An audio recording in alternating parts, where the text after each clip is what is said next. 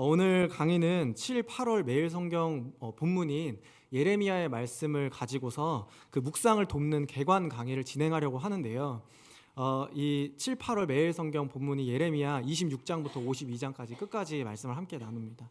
1년 전에 23년 7월 8월에 전반부를 했었거든요. 이 매일 성경 본문 전반부가 있었거든요. 그래서 1장부터 25장까지는 이제 작년 7월 8월에 진행을 했고, 이번 7월 8월에는 올해 7월 8월에는 이제 나머지 후반부 26장부터 52장까지를 함께 묵상하려고 합니다. 그래서 예레미야 책을 여러분들 잘 알고 계시는 것처럼 분량도 매우 길고 또 꽤 다루기도 어렵고 또 여러 가지 이제 다가서기가 접근하기가 좀 어렵기 때문에 오늘 강의를 통해서 예레미야 묵상하는 그 가운데 좀 도움이 되셨으면 좋겠고, 또 그 말씀, 하나님의 말씀을 깨닫는 데 있어서 지혜를 발견하시는 그런 하나님을 경험했으면 좋겠네요. 네. 일단 먼저 이 예레미야 개관 강의를 시작하면서 말씀 한 구절 보려고 하는데요. 예레미야 1장 2절부터 3절까지 말씀입니다. 예레미야 1장 2절부터 3절까지 말씀 함께 보겠습니다. 네, 같이 한번 읽을까요? 시작. 아몬의 아들 유다 왕 요시아가 다스린 지 13년에 여호와의 말씀이 예레미야에게 임하였고, 요시아의 아들 유다의 왕 여호야김 시대부터 요시아의 아들 유다의 왕 시드기야의 11년 말까지 곧 5월에 예루살렘이 사로잡혀 가기까지 임하니라. 아멘. 네, 보시면 오늘 예레미야가 활동했던 그 활동의 시대의 범위를 설명을 해주고 있어요. 그래서 오늘 본문에서는 제가 적어드렸던 것처럼 요시야 13년에 하나님께 처음 그 부르심을 받았을 그때부터 시드기야 11년, 그리고 유다 예루살렘이 멸망하고 그 이후에도 예레미야가 잠깐 활동을 했던 것으로 이제 성경이 기록하고 있는데요. 그 네모난 박스 안에 보시면 이 예레미야서 안에서 진행되는 그 연대를 대략적으로 제가 요약을 해서 적어놨습니다. 그래서 간단하게 보시면 주전 627년에 예레미야가 선지자로 부르심을 받는 그 장면이 예레미야 1장에 기록이 되어 있고요. 성경은 이때가 요시야 왕이 다스렸던 13년째 되는 해라고 그렇게 이야기를 하고 있습니다. 그리고 요시야 왕은 이제 유다 예루살렘 안에서 종교의 개혁을 했던 그런 왕으로 우리에게 잘 알려져 있는데요. 이 5년이 지난 622년, 주전 622년에 요시야 왕은 성전에서 율법책을 발견하게 됩니다. 이 율법책을 중심으로 종교개혁에 박차를 가하게 되었고요. 그리고 이 종교개혁, 율법책을 발견한 이 종교개혁을 통해서 요시야 왕을 통해서 하나님께서 이 종교를 개혁하시고, 또 이스라엘 안에서, 유다 안에서 우상들을 이제 제거하시고 하나님만 더욱더 바라보게 하는 그런 시기로 사용하신 것을 우리가 볼 수 있습니다. 1번 제목을 보면 제가 2번의 전쟁과 3번의 침략이라는 제목을 붙여놨는데요. 첫 번째 전투가 무깃도 전투입니다. 이 무깃도 전투가 예루살렘의 유다 왕국의 중요한 전투였던 이유는 이 전투에서 유다 예루살렘의 종교를 개혁했던, 율법으로 개혁했던 요시야 왕이 이 전투에서 전사했기 때문에 그렇습니다. 그래서 이 요시야 왕이 전사했던 충격이 유다 백성들에게 굉장히 큰 충격이 되었다고 기록을 하고 있고요. 이어서 주전 605년으로 넘어가면요, 갈그미스라는 지역에서 전투가 벌어지는데요. 이때가 여호야김 왕이 다스린 4년째 되는 해라고 성경이 기록합니다. 그리고 이어서 주전 597년에는 여호야김 왕을 뒤이은 여호야긴 왕이 있는데요. 여호야긴 왕이 있는데요. 이 두 왕이 바벨론 제국의 반란을 일으키고 또 항복하는 그 과정이 이 597년에 이제 진행이 되었습니다. 그 이후에 좀 10년 정도가 지나면 주전 586년에 이 유다의 시드기야 왕이 다시금 바벨론의 반란을 일으키게 되고요. 이때 남유다가 완전히 멸망하게 되고, 이 지역 자체가 하나님께서 주신 약속의 땅이었던 이 이스라엘 지역 자체가 바벨론의 하나의 속주가 되는, 나라에 포함되게 되는, 넘어가게 되는 그런 해로 우리가 알 수 있습니다. 이 2번의 전쟁과 3번의 침략을 조금 더 자세하게 살펴보려고 하는데요. 첫 번째로 이제 지도를 한번 보시죠. 제가 지도를 준비했는데요. 보시면 5개의 중요한 지역을 표시했고요. 그 지역을 한 번 더 보시면요, 예루살렘이 가장 밑에 보이시죠? 빨간색으로 동그라미 해놓은 예루살렘이라는 지역이 있고요. 그 위가 아까 제가 말씀드렸던 요시야 왕이 전사했던 무깃도라는 지역입니다. 조금 더 올라가면요, 이 바벨론과 아수르 그리고 애굽의 주요 전투 무대였던 갈그미스라는 지역이 있고요. 넘어가시면 아수르의 수도였는데 바벨론의 침략을 당해서 이제 바벨론에 넘어가게 된 니누에 그리고 바벨론이라는 도시가 있습니다. 이 5개의 도시 지역을 잘 생각해 보시면서요. 이 2번의 전쟁과 3번의 침략에 대해서 한번 살펴보려고 하는데요. 첫 번째로는 무기또 전투가 가장 먼저 이제 일어난 사건이라서 무기또 전투를 먼저 볼게요. 이 무기또 전투가 벌어진 배경은 어떤 배경이냐면요. 이제 바벨론이 이미 세력을 이제 확장하고 있었고 아수르라는 제국은 이제 150년 정도를 그 지역의 패권을 장악하고 있다가 이제 슬슬 이제 쇠퇴하는 길로 가게 되었는데요. 그 과정에서 이제 바벨론이라는 제국이 힘을 얻게 된 거죠. 그래서 니느웨를 먼저 함락시키고 아수르의 수도였던 니느웨를 함락시키고 그리고 아수르의 남은 군대들이 이 갈그미스 쪽으로 지역을 이동하게 되는 것입니다. 그래서 보시면 이 남아있는 아수르의 군대들과 세력을 확장하고 있는 이 바벨론의 군대가 만나서 전투를 벌이는 곳이 갈그미스 전투였는데요. 애굽 왕은 바벨론이 당연히 이제 세력을 확장하는 것에 대해서 좀 위기감을 가지고 있었겠죠. 이집트는 그거보다 훨씬 더 밑에 있습니다. 예루살렘보다 훨씬 더 밑에 있는 지역인데요. 이집트라는 지역도 어쨌든 그 지역 안에서는 꽤 강한 나라였는데 이제 바벨론이 세력을 확장한다고 해서 애굽에게 좋을 리가 없겠죠. 그러니까 아수르의 그 잔존 세력을 도와주기 위해서 올라가고 있는 상황이었어요. 갈그미스로 올라가는 상황에서 무기또 전투가 벌어지게 되는데요. 이 아수르를 돕기 위해서 갈그미스로 출정하는 애굽의 군대를 요시야 왕이 무기또라는 지역에서 막아서게 되는 것입니다. 그리고 이 전투에서 요시야 왕이 전사하고 그 이후에 이제 애굽에 의해서 그 전투를 졌으니까 친애굽적인 왕이었던 여호아하스라는 왕이 이제 대신 세워지게 되는 것이죠. 그렇다면 우리가 생각해 볼 것은 왜 요시야 왕이 이 무기또에서 애굽 군대를 막았을까? 이것을 한번 생각해 볼 필요가 있을 것 같은데요. 일단 요시야 왕이 경계했던 것은 아수르 제국의 그 영향력이 예루살렘에 남아있는 것이 별로 그렇게 썩 좋지 않아요. 왜냐하면 그 요시야 왕은 종교를 개혁하고 또 그 안에서의 우상 숭배를 철폐하고 그런 일들을 했다고 말씀을 드렸잖아요. 근데 그 우상들이 일단은 아수르 제국에게서 영향을 받은 우상들이었고 또 가까운 나라였던 북이스라엘도 왜 멸망을 했느냐? 아수르 때문에 멸망을 하게 되잖아요. 북이스라엘이 아수르 때문에 멸망하고 그 우상 숭배 때문에 멸망하게 된 것을 요시야 왕이 잘 알고 있었기 때문에 특별히 이 성전에서 발견했던 그 율법책으로 인해서 그 내용으로 인해서 이것은 하나님께서 우리에게 주신 메시지라고 여겼기 때문에 그래서 북이스라엘이 멸망했던 것은 아수르와 깊은 연관이 있다라고 여겼던 것이죠. 그래서 아수르의 세력이 약해지는 것은 어쨌든 남유다의 개혁에는 도움이 되었다고 판단했을 수 있다는 거죠. 그래서 애국 군대가 아수르를 도와주어서 아수르가 세력을 남겨두는 것은 종교 개혁을 하고 있는 요시야 왕의 입장에서는 그렇게 썩 도움이 되지 않는 일이었기 때문에 아마도 무기또로 가지 않았을까라고 그렇게 추측을 합니다. 네, 그래서 이 무기또 전투에서 결국 요시야 왕이 전사하게 되고요. 이것은 꽤 많은 이 유다 백성들에게 충격을 주게 되었습니다. 왜냐하면 하나님의 뜻대로 율법으로 종교를 개혁했던 그 요시야 왕이 전사했다는 것. 그래서 그 개혁의 임무를 완수할 수 없었다는 것은 어떻게 보면 유다 왕국에는 좀 많은 혼란을 줄 수 있는 일이었죠. 그렇기 때문에 이 요시야 왕의 죽음이 그리고 무기또 전투가 이 유다 왕국에는 큰 충격을 주는 그런 사건이었던 것입니다. 두 번째로 보시면 주전 605년에 일어났던 갈그미스 전투인데요. 이 갈그미스 전투에서는 바벨론과 바벨론의 왕 그 느부갓네살과 그리고 애굽 왕 느고의 전투였는데요.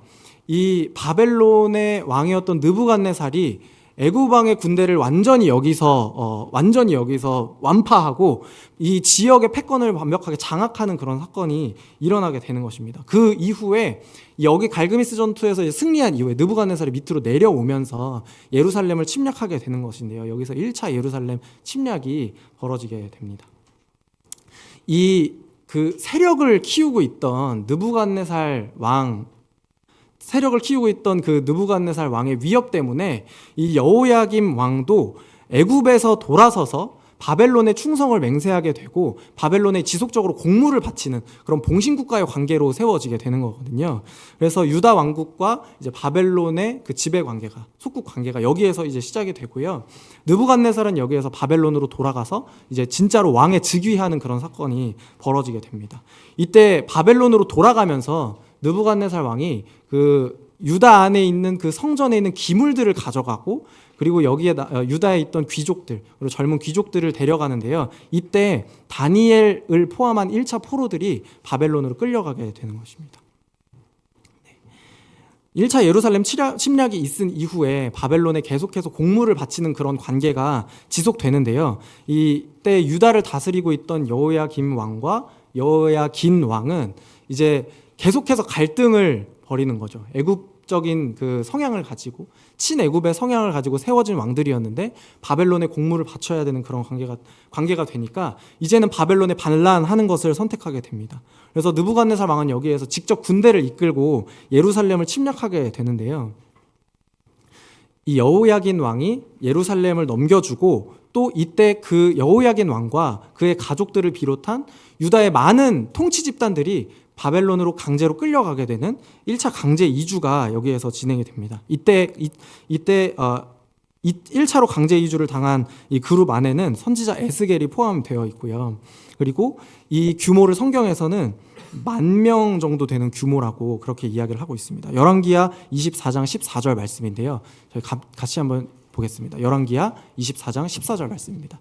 같이 읽겠습니다. 시작. 그가 또 예루살렘의 모든 백성과 모든 지도자와 모든 용사 10,000명과 모든 장인과 대장장이를 사로잡아가매 비천한 자 외에는 그 땅에 남은 자가 없었더라. 아멘. 네, 이때 보시면 모든 통치 집단들과 유다 안에서 쓸만한 사람들은 다 바벨론을 끌려갔다라는 것을 기록하고 있는데요. 이 강제 이주로 인해서 사실상 유다 안에서 뭔가 이 통치가 진행된다거나 이게 제대로 나라가 존속되기는 좀 어려운 상황까지 가게 된 거죠. 느부갓네살 왕은 여기에서 그 왕을 끌고 가고 그리고 시드기야 왕을 다시 세우게 됩니다. 이 바벨론적인 성향을 가진 시드기야 왕을 세우게 되는 것이죠. 이때가 이제 2차로 예루살렘을 침략하고 두 번째로 포로로 끌려갔지만 이제 그 규모가 굉장히 큰 규모였기 때문에 1차 강제 이주라고 해서 이제 많은 사람들이 바벨론으로 끌려가는 것을 우리가 볼 수 있습니다. 네 번째로 이 주전 588년부터 586년 남유다 왕국이 멸망하기 그 이전까지 3차 예루살렘 침략이 있었고요. 이때 남유다가 멸망하게 되는데요. 시드기야 왕도 이 나라를 다스리는 데 있어서 계속해서 고민하고 갈등했던 것은 바벨론의 편에 설 것인가 애굽의 편에 설 것인가 하는 그 두 개의 파의 어느 편에 설 것인가 하는 그런 갈등이 계속해서 있었어요. 남유다 내에서 친바벨론파와 친애굽파가 나뉘어져서 시드기야 왕은 그 안에서 균형을 맞춰야 했는데요. 예레미야 선지자는 계속해서 바벨론의 편에 서는 것이 유다 왕국에 훨씬 더 도움이 된다라는 것을 이야기를 했는데 그 경고에도 불구하고 시드기야는 바벨론에 반란하는 것을 선택하게 됩니다. 그래서 예루살렘이 포위된 지 18개월 만에 결국 이 유다 왕국은 함락되고 예루살렘 성이 함락되고 유다 왕국은 여기에서 완전히 멸망하게 되는 것이죠.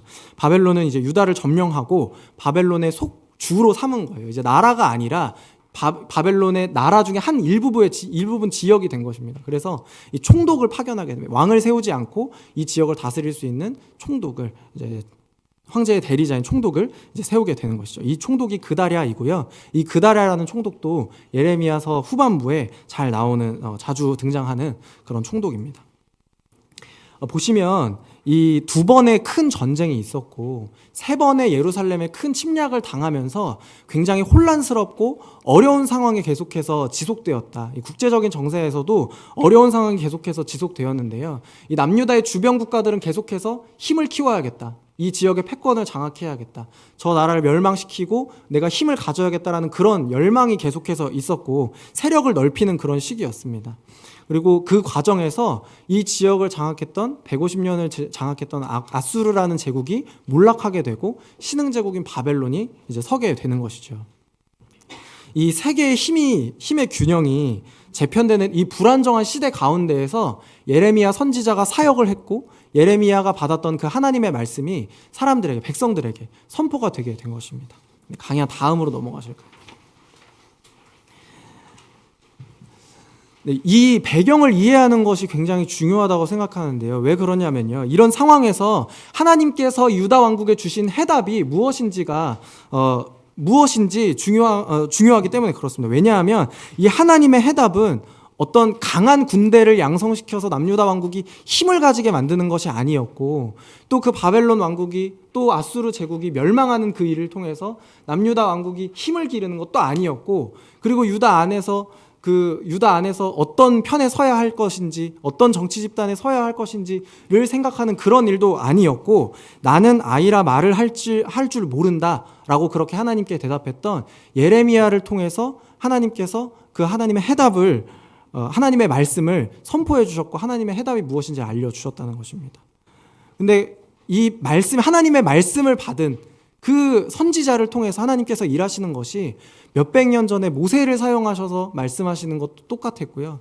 그 뒤에도 몇백 년 이후에도 아수르나 바벨론보다 더 큰 제국이 지배하는 상황에서도 하나님께서는 어떤 방법을 사용하시냐면, 말씀이 육신이 되어 우리 가운데 거하시며 우리 가운데 오신 그 예수님을 통해서 하나님의 약속을 성취하시고 우리 가운데 구원을 베풀어 주시고 우리 가운데 소망이 되셨다는 것을 우리가 기억해야 한다는 것이죠.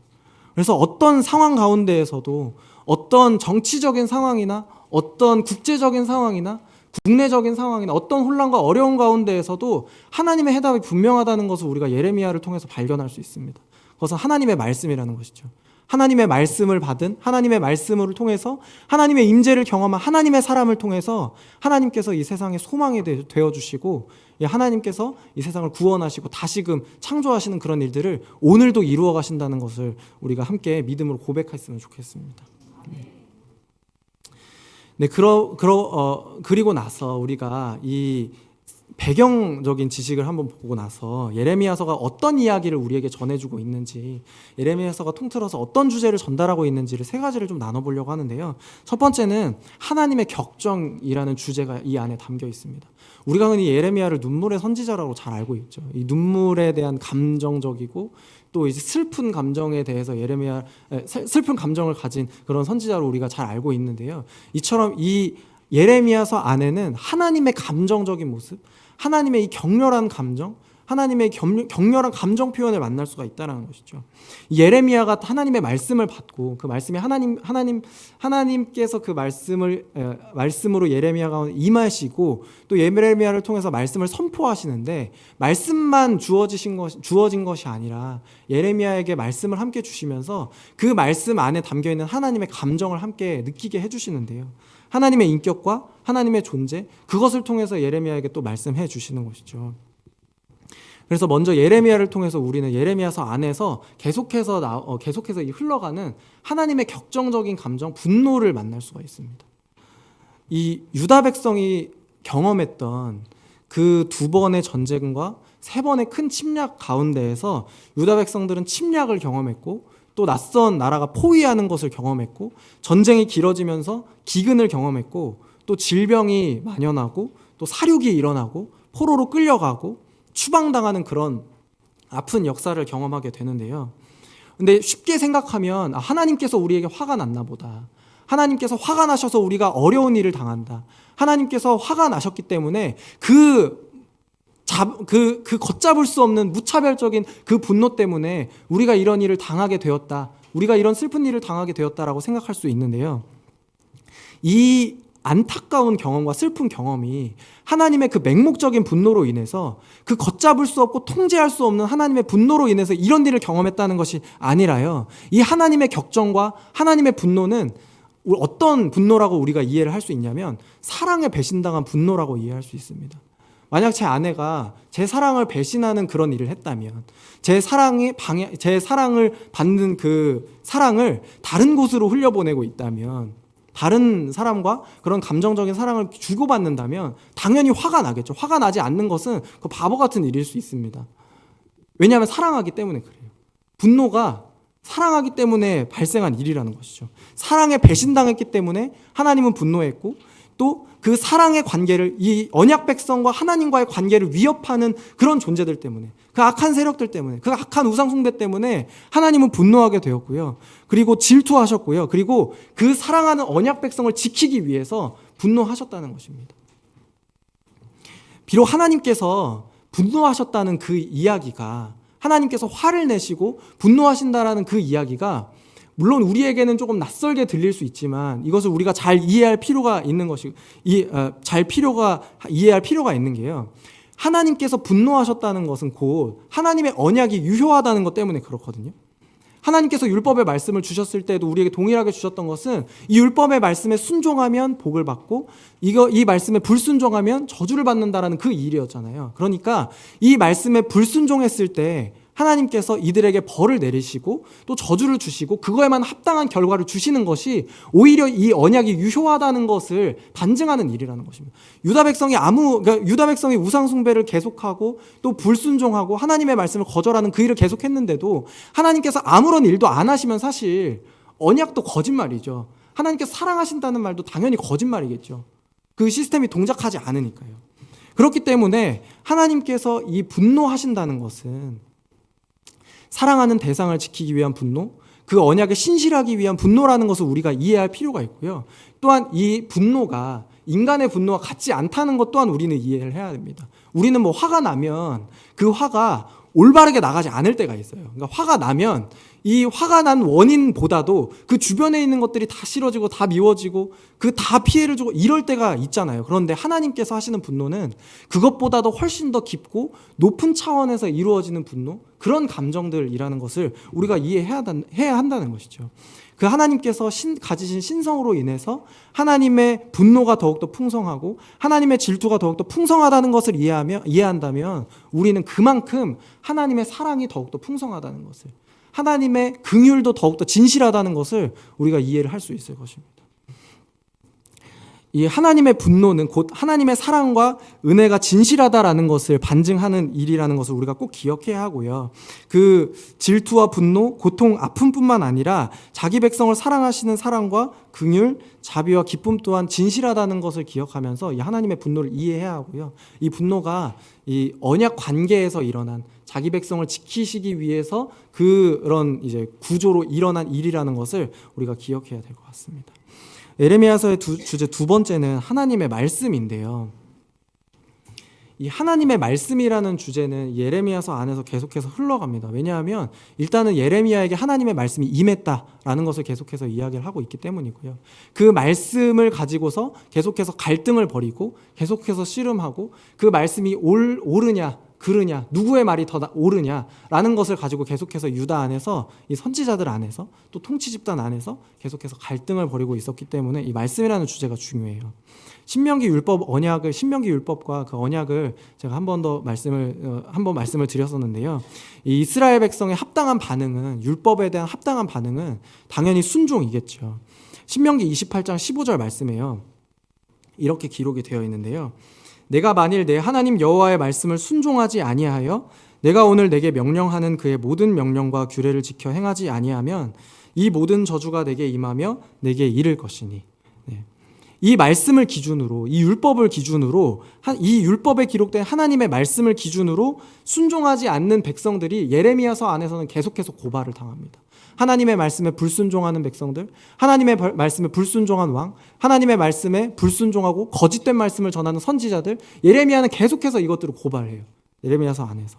근데 문제는 뭐냐면, 예레미야에게 주어졌던 그 하나님의 말씀이 지금 당장 실현되지가 않아서 불투명해서 희미해서 누구의 말이 맞는지 잘 모른다는 거예요. 하나님의 말씀이 정말 옳은지 그른지 우리가 확인할 수 있는 방법이 예레미야 당시에는 없었던 것입니다. 그렇기 때문에 참과 거짓이 갈등을 벌이고 소망과 현실이 갈등을 벌이는 그런 계속해서 갈등 상황을 계속해서 예레미야는 겪고 있는 것이죠. 이 갈등을 벌이는 과정에서 우리는 예레미야 선지자가 당했던 순환, 고통, 박해를 함께 경험할 수 있습니다. 예레미야는 매를 맞고 감금을 당하고 또 사람들에게는 유대 민족을 배반하고 선동하고 바벨론의 나라를 넘기는 사람이다라는 그런 누명을 이제 얻으면서까지 하나님의 말씀을 전하려고 계속해서 노력을 하거든요. 이 하나님의 말씀이 진실되다는 것을 가지고, 이 하나님의 말씀이 정말 실현될 것이다, 이 약속이 정말 유효하다는 것을 가지고 예레미야는 계속해서 고통을 당해요. 근데 여러분, 우리의 삶에도 하나님의 말씀 때문에 갈등을 벌일 때가 있죠. 하나님의 말씀이 우리에게 주어졌는데도, 하나님의 약속이 우리에게 주어졌음에도 그 말씀이 아직까지 우리에게 실현되지 않아서, 잘 손에 잡히지 않아서, 실제적이지 않은 것 같아서 우리의 내면의 갈등을 벌이기도 하고요. 또 우리 지역의 갈등을 벌이기도 하고요. 교회 안에서도 갈등을 벌이기도 하고요. 세상이 지금 갈등을 벌이는 그런 상황이죠. 누구의 말이 더 옳은지, 하나님의 말씀이 더 옳은지, 아니면 거짓된 말씀이 더 옳은지, 지금 우리는 계속해서 그 갈등 상황에 있는 예레미야를 볼 수가 있습니다. 그런데 우리가 예레미야를 통해서 발견할 수 있는 것은, 아직 하나님의 말씀이 실현되지 않았다 하더라도 결국 하나님께서는 말씀을 통해서 해답을 제시하시고, 말씀을 통해서 사람을 구원하시고, 말씀을 통해서 자기 뜻과 계획을 나타내시는 분이라는 것을 예레미야에서 발견할 수 있습니다. 그리고 여전히 오늘날에도 예레미야 시대 때 그랬던 것처럼 오늘날에도 말씀을 통해서 하나님께서는 자기 백성에게 임재하시는 분이라는 것을 우리가 믿습니다. 그리고 말씀을 통해서 하나님의 임재를 경험하고 하나님의 말씀에 순종하는 그 백성을 통해서 하나님께서는 혼란스러운 세상에 해답을 제시하시고 구원을 제시하시고 또 소망을 제시하는 분이라는 것을 우리가 예레미야서에서 만날 수 있는 것이죠. 네, 그래서 말씀이라는 이 주제가 예레미야서 안에서는 굉장히 중요한 주제라는 것을 우리가 확인을 할 수 있고요. 세 번째로는 하나님께서 승리하시는, 하나님의 승리를 우리가 만날 수 있습니다. 예레미야서의 최종 승리자는 누구일까요? 예레미야서가 끝까지 다 읽어보면 누가 가장 승리자이고 누가 가장 많은 것을 획득한 사람처럼 보일까요? 누구게요? 응? 바벨론이요. 네, 맞습니다. 강의안을 잘 보셨나 봐요. 바벨론이 가장 큰 승리자처럼 보여요. 왜냐하면 끝날 때, 이 예레미야의 말씀이 끝날 때 결국에는 바벨론이 유다 왕국을 멸망시키거든요. 그 지역의 패권을 장악하거든요. 그 바벨론의 느부갓네살 왕의 영향력이 여기서 가장 강한 것처럼 보이거든요. 그런데 이제 이 열방 세력 다툼의 최종 승리자였던 느부갓네살 왕이 승리자인 것처럼 보일지라도 우리는 예레미야서 안에서 뭘 발견할 수 있냐면, 이마저도, 이 사람마저도 하나님의 일꾼이었다라는 것, 하나님이 쓰시는 도구였다는 것을 우리가 발견하게 됩니다. 이 말씀 안에서는 우리가 발견할 수 없지만, 예레미야서 안에서는 우리가 발견할 수 없지만, 더 끝까지 가다 보면, 더 시대가 더 흘러가다 보면 얼마 못 가서 이 바벨론 제국도 결국 멸망하게 되는 거거든요. 바벨론 제국이 가장 힘이 강한 것처럼 보이고 영향력이 가장 강한 것처럼 보이고 최종 승리자인 것처럼 보이지만, 그도 결국, 이 바벨론 왕도 결국에는 페르시아에 의해서, 바사 제국에 의해서 멸망하게 되는 것을 우리가 확인할 수 있습니다. 그러니까 이 바벨론의 느부갓네살도 최종 승리자는 아닌 것이죠. 그러면 하나님의 말씀을 전했던 예레미야가 최종 승리자니까 그렇게 보일 수도 있을 것 같아요. 이 예레미야가 살아갔던 그 생애 동안에는 그 말씀의 기쁨을 잘 누리지는 못했지만 이 사람도 어찌 보면 승리자입니다. 왜냐하면 예레미야가 계속해서 얘기했던 바벨론이 하나님의 쓰시는 도구다. 우리가 애굽에 붙으면 안 된다. 애굽을 의지하면 안 된다. 하나님께서 하시는 일들 계속 지켜봐야 돼. 이걸 계속 이야기를 하는데 결국에는 그의 말이 옳았거든요. 하나님께서 바벨론을 쓰시고 그 바벨론을 통하여서 하나님의 계획했던 그 사역을 계속해서 이루어 가시거든요. 그런데 여러분, 중요한 것은 예레미야가 승리자인 것처럼 보이고 예레미야의 말이 결국에 옳았다는 것을 입증했으니까 나는 당당하고 떳떳하다라고 하는 것처럼 보여도 예레미야도 결국에는 이제 이 승리를 온전하게 누리지 못해요. 왜냐하면 그 사람도 결국 심판받는 유다 백성의 한 일부분이었기 때문에 그렇습니다. 이 나라가 망하고 자기 동포들이 끌려가는 그 상황에서 예레미야가 당연히 기쁘진 않아요. 내 말이 맞았다. 이렇게 내 말이 맞았다는 것을 확신하고 또 그것 때문에 잠깐은 기뻐할 수 있지만 그 상황은 기쁘지 않거든요. 우리가 예레미야를 슬픔과 눈물로 기억하잖아요. 예레미야에게도 그것이 최종 승리가 아니었다는 것을 우리가 기억할 수 있어요.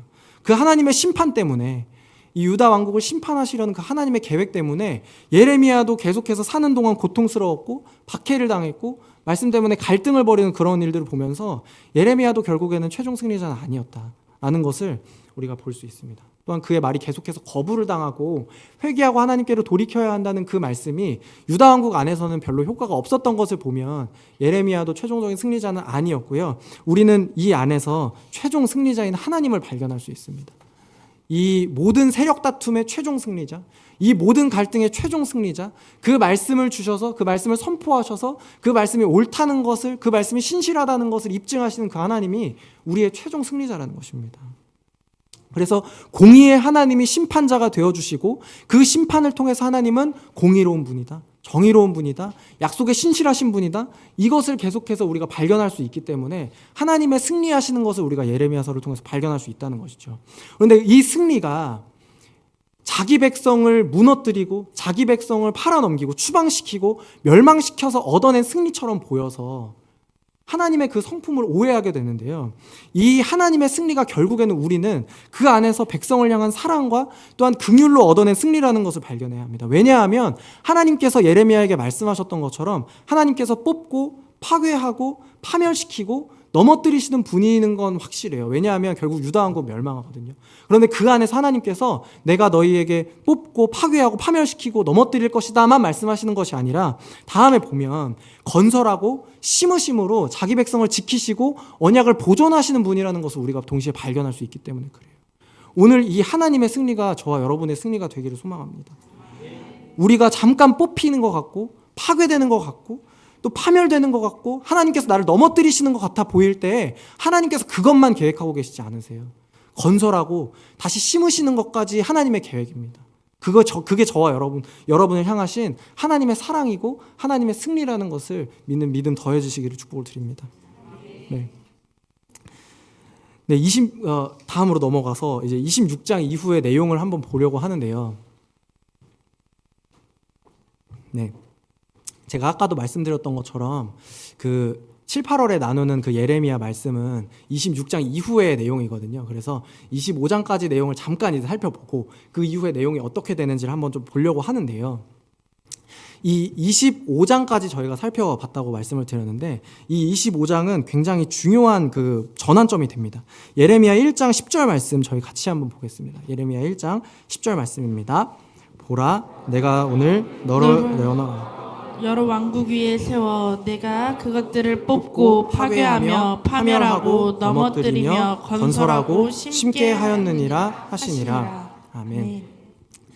네, 보시면 내가 그것들을 뽑고 파괴하며 파멸하고 넘어뜨리며 건설하고 심게 하였느니라 이렇게 되는데요. 25장이 중요한 전환점이 되는 이유는 이 전까지 하나님께서 뽑고 파괴하고 파멸하고 넘어뜨리는 사역에 대해서 이야기를 하셨다면 그 이후부터는 건설하고 심는 사역을 하나님께서 보여주시기 때문에 그렇습니다. 그래서 25장이 중요한 전환점이 되게 되는데요.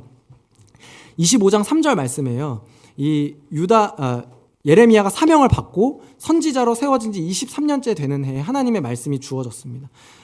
3절 말씀에서 유다의 왕 아몬의 아들 요시야 왕 13째 해부터 오늘까지 23년 동안 여호와의 말씀이 내게 임하기로 내가 너희에게 꾸준히 일렀으나 너희가 순종하지 아니하였느니라.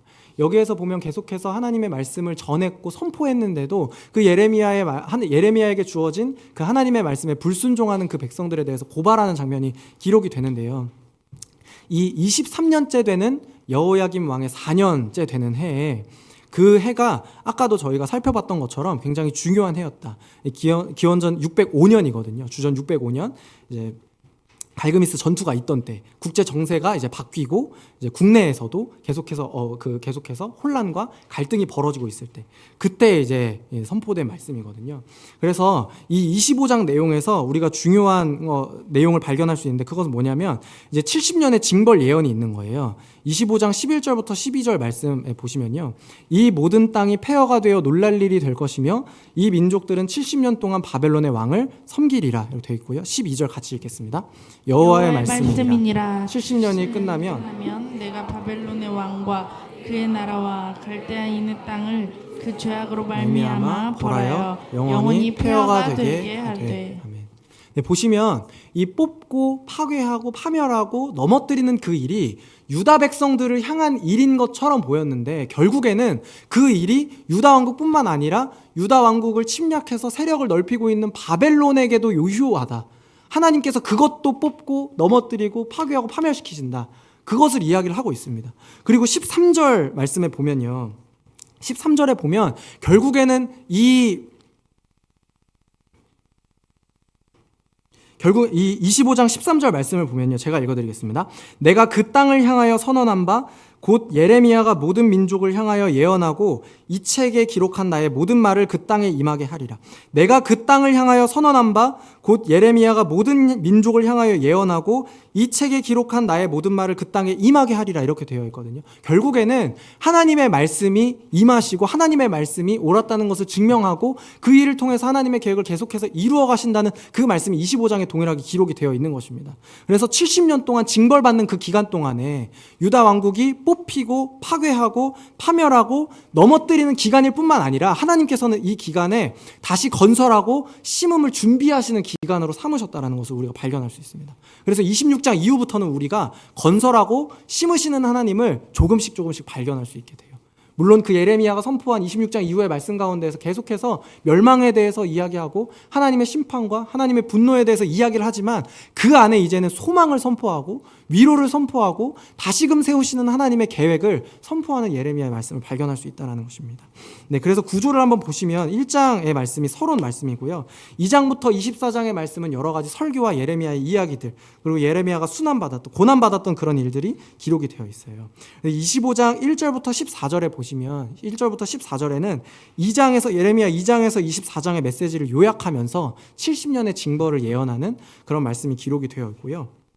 그리고 25장 15절부터 38절에는 나아가 열방을 심판하시는 하나님의 계획을 우리가 발견할 수 있습니다. 26장부터 좀 간단하게 살펴보면요. 26장부터 29장까지는 예레미야가 고난을 받는 내용들이 기록이 되어 있어요.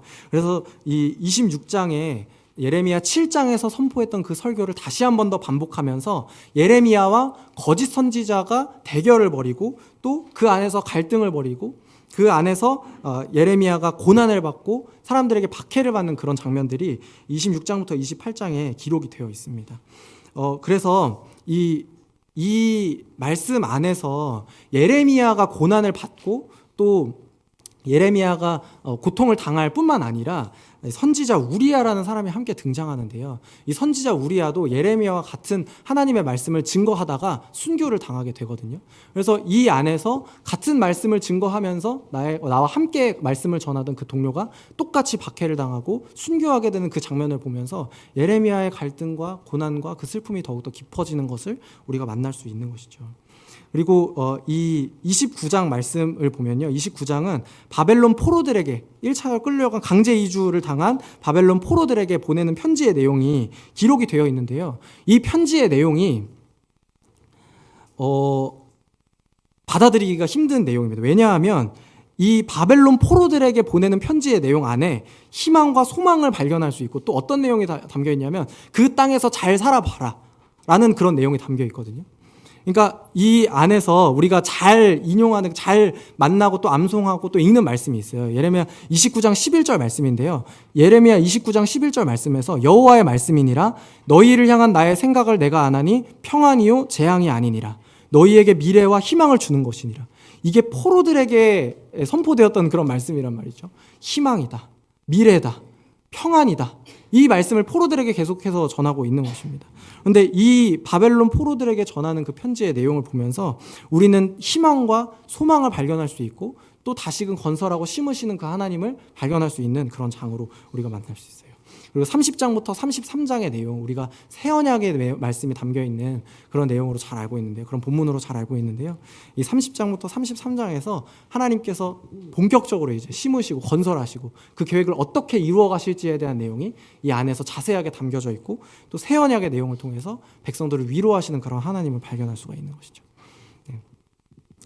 그리고 넘어가서요. 34장부터 45장까지는 좀 긴 분량인데요. 이 긴 분량 가운데에서 예루살렘 멸망 전후로 예레미야가 겪은 순환의 내용들이 기록이 되어 있어요. 그래서 보시면 이 예레미야서를 읽기가 너무나 어렵고 힘든 건 왜 그러냐면 또 하나의 이유를 발견했는데요. 왜 그러냐면 연대가 자기 맘대로예요. 그러니까 1장 다음에 2장 이게 시간 순서대로 이어지는 게 아니라 시간을 계속해서 건너뛰거든요. 과거로 갔다가 미래로 갔다가 과거로 갔다 현재로 왔다가 계속해서 이게 반복되거든요. 그래서 이게 좀 이게 읽기가 좀 쉽지 않겠다라는 것을 또 한번 느끼게 되었는데요. 첫 번째로 이제 34장부터 35장에서는 시드기야 왕에 대한 심판 예언과 또 레갑 족속이라고 하는 그 족속을 구원하시려고 하는 그 예언이 이제 병행해서 두 개가 교차해서 이제 예언이 선포가 되면서 하나님의 그 말씀에 순종하는 자를 하나님께서 어떻게 다루시는지, 불순종하는 자를 어떻게 다루시는지를 우리가 발견할 수 있고요. 그리고 36장은 다시 과거로 가서 여호야김 4년으로 돌아갑니다. 이때에는 여호야김이 이제 예레미야의 첫 번째 그 글로 쓴 하나님의 말씀, 그 예언을 불에 태우는 장면이 기록이 되어 있습니다. 예레미야가 바룩이라는 서기관을 통해서 이제 그 글로 두루마기에 이제 쓰게 되는데요. 그 두루마리에 쓴 그 말씀을 여호야김 왕이 불태우고 예레미야는 다시 그 말씀을 이제 기록하는 그런 장면이 36장에서 기록이 되어 있습니다. 다시 또 현재로 돌아와서 시드기야 통치 기간으로 다시 돌아옵니다. 그래서 이 통치 기간에 투옥된 예레미야의 모습을 발견할 수 있고, 또 39장에서는 결국에는 이제 예루살렘이 함락되는 것, 그리고 이후에 함락된 이후에 예레미야가 석방되는 것까지 기록이 되어 있습니다. 그리고 예루살렘이 멸망한 이후에 유다의 총독으로 세워졌던 바벨론이 파견했던 그 총독으로 세워졌던 그다랴라는 총독이 바벨론적인 성향을 가지고 있는 그 총독이었기 때문에, 바벨론의 어쨌든 정치인이었기 때문에, 바벨론의 관리였기 때문에 유다 민족들이 이 사람을 암살하려는 계획을 가지고 암살시키는 그런 일을 하게 되거든요. 그래서 40장부터 42장까지는 이 총독 그다랴가 암살을 당하고 또 예레미야가 그 가운데에서 계속해서 사람들과 갈등을 벌이는 그런 장면이 기록이 되어 있습니다. 이 이후에 그다랴가 암살된 이후에 유다의 남은 백성들이 애굽으로 자기 몸을 피신하려고 해요. 애굽으로 다시 도망가려고 해요. 그 안에 있는 것보다 애굽으로 피신해서 사는 것이 훨씬 더 낫겠다, 애굽으로 가는 것이 안전하다라는 그런 사람들과 예레미야는 계속해서 남아있으면, 이 땅에 남아있으면 하나님이 다시 건설하시고 심으실 것이기 때문에 하나님의 그 일들을 기다리자라고 이야기를 하는데요. 예레미야는 이제 여기에서 같이 끌려갑니다. 애굽으로 가고 있는 사람들이 같이 이제 끌려가게 돼요. 그래서 43장부터 44장까지 그 내용이 기록이 되어 있고요. 45장은 다시 여호야김 4년으로 과거로 돌아가게 됩니다. 그래서 이때에는 이 서기관 바룩에 대해서 하나님께서 위로하시고 또 그 일을 함께 감당하는 서기관 바룩의 그 말을 그 마음을 위로하시고 다시 세워주시고 그 일을 계속해서 감당할 수 있도록 힘을 주시는 그런 내용이 45장에 기록이 되어 있습니다. 46장부터 51장에는 여러 나라에 대한 예언이 기록되어 있고요. 52장에는 이 전체 내용을 마무리하는 예루살렘의 멸망하는 이야기와 또 여호야긴 왕이 마침내 풀려나는 아주 이후의 내용이 기록이 된 것을 우리가 만날 수 있습니다. 네, 예레미야서의 그 전체적인 구조를 간단하게 살펴보았는데요. 어쨌든 우리가 이 26장의 내용을 통해서, 이후의 내용을 통해서 발견할 수 있는 것은 시간 순서는 계속해서 건너뛰는데 이 안에서 우리는 뽑고 파괴하고 파멸시키고 넘어뜨리는 하나님뿐만 아니라 그 안에서 건설과 심으심을 준비하는 하나님을 볼 수 있어요. 그 일을 계속해서 이루어 가시는 그 하나님을 볼 수 있거든요. 근데 그러면 우리가 여기에서 살펴볼 것은, 여기에서 생각해 보아야 할 것은 하나님께서 무엇을 뽑기 원하시고 무엇을 넘어뜨리기를 원하시고 무엇을 파멸시키기를 원하시길래 이런 일들을 하시는가. 이제 먼저 하나님께서 뽑고 파멸시킨 것은 우리가 직관적으로 살펴볼 수 있는 것은 유다 왕국을, 그리고 언약 백성을 파괴하고 파멸시키고 넘어뜨리시는 것을 발견할 수 있어요. 왜냐하면 예루살렘이 계속해서 침략을 당하는 과정에서 결국에는 멸망하게 되었고 유다 왕국도 망하게 되었고 그 언약 백성들이 바벨론의 포로로 끌려가게 되었거든요. 이 유다 백성들, 언약 백성들이 멸망하고 추방당하고 또 버림받은 그 일들을 보았을 때 우리는 뽑고 파괴하고 파멸시키고 넘어뜨리시는 것이 유다 왕국과 그 언약 백성이겠구나라고 이제 생각을 해볼 수가 있는데요. 그것보다 더 깊은 차원에서 하나님께서 뽑고 파괴시키고 싶으셨던 것은 뭐냐면 이 유다 백성들 마음 안에 있던 안일한 신앙 상태를 뽑고 싶으셨던 거예요. 왜냐하면 유다 백성들이 이때 가장 믿고 있었던 최후의 보루는 뭐였냐면 성전이었거든요. 성전에서 이루어지는 제사와 성전에서 이루어지는 그 제사 행위들과 하나님을 섬기는 그 예배 행위들을 믿고 있었거든요. 근데 그것보다도 사실 성전 자체가 우리를 지켜줄 것이라고 믿었던 그 안일한 신앙 상태가 있어요. 그래서 예레미야 7장 4절 말씀에 이렇게 기록이 되어 있습니다. 예레미야 7장 4절 말씀 저희 같이 한번 읽겠습니다. 시작. 너희는 이것이 여호와의 성전이라 여호와의 성전이라 여호와의 성전이라 하는 거짓말을 믿지 말라. 아멘. 이것이 여호와의 성전이다. 그렇기 때문에 우리는 결코 멸망하지 않는다. 이 성전은 결코 무너지지 않는다. 이 성전은 결코 파괴되지 않는다라는 그런 이 하나님을 향한 안일한 신앙, 이 성전을 향한 안일한 믿음, 자기 기만을 이 이스라엘 백성, 유다 백성들이 가지고 있었던 거죠. 무슨 일이 있어도 성전은 침해되지 않는다. 그런데 그 안에서 이 예레미야가 고발했던 것은 성전 신앙이 가지고 있는 기만이고 거짓말이었는데요. 성전만 멀쩡했지, 그 안에서 이루어지는 제사 행위들만 멀쩡했지, 유다 백성들을 통해서 하나님의 정의와 하나님의 공의와 하나님의 성품을 전혀 발견할 수 없었기 때문에 하나님께서는 이걸 뽑고 싶으셨던 거죠. 하나님께서는 이걸 파괴하고 싶으시고 이걸 다시 허물어뜨리시고 다시 세우셔야겠다는 그런 계획을 가지고 계셨던 것입니다. 이스라엘이 가지고 있었던 그 역사적인 신앙 자체가 하나님께는 심판의 대상이었고 파괴의 대상이었다는 것을 우리가 기억해야 됩니다. 이 역사적 신앙이 사실은 하나님께서 우리에게 주셨던 축복인데요. 이 역사적 신앙, 이스라엘 민족을 선택하시는 하나님, 하나님께서 이스라엘 민족을 선택하셨다. 하나님께서 우리에게 약속의 땅을 주셨다. 하나님께서 우리에게 율법을 주시고 언약을 세워주셨다. 하나님께서 우리에게 성전을 통해서 우리 그 성전 가운데 임재하시고 우리를 지켜주시고 보호해 주신다. 이런 믿음이고요. 또한 그 다윗 왕조를 통해서 다윗 왕조가 결코 멸망하지 않고 그 다윗의 자손이 계속해서 다윗 왕국의 영향력이 계속해서 유지될 것이다라는 그런 거짓된 신앙이 이들 가운데 있었기 때문에 하나님께서는 그 안일한 신앙을 다시 세우시기 위해서 모든 것을 무너뜨리시는 것을 우리가 발견할 수 있는 것이죠. 여러분, 그렇다면 결국 우리도 건설하고 심으심을 입어야 되는데 우리 안에서 그러면 뭘 뽑고 뭘 파괴하고 뭘 파멸시키고 뭘 다시 허물어뜨려서 하나님께서 하시는 그 일들을 준비해야 하는지를 생각해 봐야겠죠. 우리에게도 똑같이 이스라엘이 가지고 있었던 그 역사적 신앙처럼, 신앙의 유산처럼 우리에게도 그런 유산들이 있습니다. 하나님의 축복이 있어요. 하나님의 축복이었던 그 모든 것들이 어떻게 보면 하나님께는 이걸 뽑아야겠다, 이걸 무너뜨려야겠다는 그런 대상이 될 수 있는 것입니다. 내가 해왔던 신앙생활의 규칙들, 내가 지켰던 하나님과의 약속들, 그리고 나의 신앙생활, 내가 믿었던 가족들, 가정, 자녀, 그리고 사회 체계들, 이 모든 것들이 예레미야서 안에서는 하나님의 심판의 대상이 되거든요. 그럼 여러분, 우리 안에도 이런 하나님께서 뽑으셔야 하는 일들이 있지 않은가? 하나님께 맡기고 하나님께서 무너뜨리실 때까지, 하나님께서 완전히 파괴시키고 완전히 초토화시키실 때까지 우리가 기다려야 되는 것은 무엇인가 반드시 생각해 봐야겠죠. 그리고 그것을 발견하고 하나님께서 그 일들을 하시도록 순종으로 나아가는 사람들에게 하나님께서 건설하시고 또 심으시는 일들을 또한 경험하게 될 줄로 믿습니다. 그럼 여러분, 이 안에서 우리는 무엇을 건설하고 또 무엇을 심으시는 하나님을 발견할 수 있을까요? 예레미야의 경고 속에서 우리는 다시 건설하고 또 심으시는 하나님을 발견해야 하고 또 그 말씀을 발견할 수 있다고 제가 말씀을 드렸는데요. 우리가 반드시 경험해야 하고 우리가 반드시 건설해야 하고 심어야 하는 것은 곧 하나님의 말씀이라는 것을 예레미야를 통해서 발견할 수 있습니다. 이 멸망당하는 세상 가운데에서 선포된 하나님의 말씀, 예레미야라는 작은 사람을 사용하셔서 계속해서 그 말씀을 주시고 그 말씀을 통해서 임재하시고 그 말씀을 세상 가운데 선포하셔서 그 갈등에 대한 해답을 제시하신 그 하나님의 말씀을 우리가 경험해야 하고요. 그 말씀을 경험하면서 그 건설하고 우리 안에서 건설하고 또 심으시는 그 하나님을 우리가 발견해야 한다는 것이죠.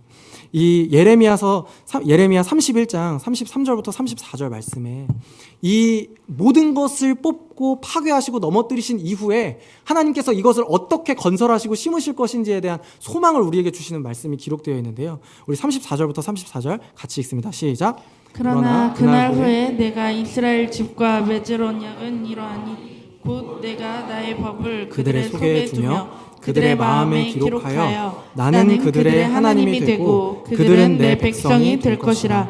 여호와의 말씀이니라. 그들이 다시는 각기 이웃과 형제를 가리켜 이르기를 너는 나와를 알라 하지 아니하리니 이는 작은 자로부터 큰 자까지 다 나를 알기 때문이라. 내가 그들의 악행을 사하고 다시는 그 죄를 기억하지 아니하리라. 여호와의 말씀이니라. 아멘. 오늘 이 말씀을 보면서 예레미야의 세대는 경험하지 못했지만 하나님께서 건설하고 심으시는 그 일을 이미 시작하셨다는 것을 발견할 수 있죠. 바벨론도 결국 멸망하고 포로들은 유다로 다시 한번 귀환하게 되는 그 일들을 보면서 우리는 하나님께서 뽑고 파괴하는 데에만 관심이 있으신 것이 아니라 그 언약에 신실하시기 위하여서 건설하고 심으시고 또 우리 안에 소망과 위로를 주시는 분이라는 것을 또한 발견할 수 있습니다. 포로민들에 의해서 예루살렘 성전이 다시 한번 건설되고 성벽이 다시 재건되고 하나님께서 다시 그 심으시는 그 일들을 통해서 우리가 일들을 발견할 수 있어요. 그리고 이 일이 궁극적으로는 이 새로운 언약이 하나님께서 완벽하게 건설하고 온전하게 심으시겠다는 그 새로운 언약이 우리에게는 예수님을 통하여서 약속이 성취된 것을 우리가 발견할 수 있죠. 십자가에서 뽑힐 대로 뽑히시고 또 파괴될 대로 파괴되시고 허물어질 대로 허물어진 그 예수님을 통해서 이 약속이 우리에게 성취되는 줄 믿습니다. 그래서 예레미야가 선포한 새 언약이 예수님을 통해서 궁극적으로 실현되고 또한 우리는 예수님을 통해서 그 약속이 실현된 것을 경험하는 세대이고요.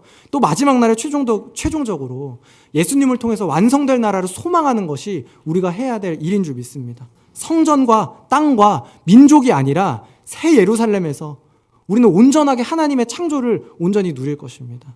그 일들을 우리가 기대하면서 하나님께서 건설하고 심으시는구나.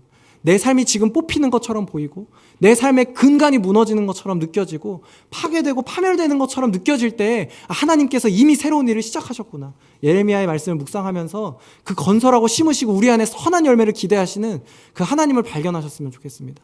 그런 7월 8월 보내시기를 주님의 이름으로 축복을 드립니다.